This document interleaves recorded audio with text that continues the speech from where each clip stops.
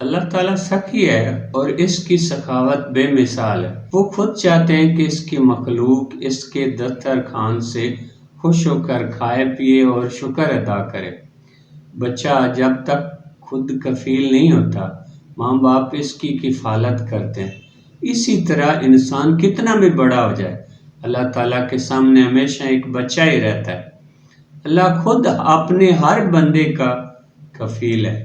جب ہم پرندوں کو دیکھتے ہیں تو حیرت ہوتی ہے، ان کی تعداد اربوں خربوں میں ہے، اور جب ہم کسان کو دیکھتے ہیں تو وہ تو کرم خوردہ دانہ بھی جھاڑو سے سمیٹ لیتا ہے۔ مگر کمال یہ ہے کہ جب پرندے بھوک مٹانے زمین پر اترتے ہیں تو ان کے پنجے زمین پر پڑنے سے پہلے ہی قدرت زمین پر ان کے لیے دانہ اگا چکی ہوتی ہے۔ دوستی کا تقاضا یہ ہے کہ آدمی دوست کی طرز فکر میں خود کو فنا کر دے۔ اللہ کا دسترخوان وسیع ہے اور یہ سخاوت اللہ کی دوستی کا ثبوت ہے۔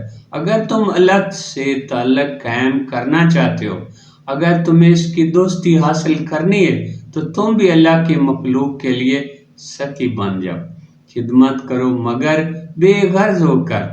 ایسا نہ ہو کہ مقصد ذاتی فائدہ ہو، بلکہ صرف اور صرف اللہ کی رضا ہو۔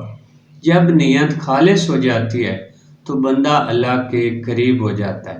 یہی اجتماعی سوچ دین کا اصل حاصل ہے۔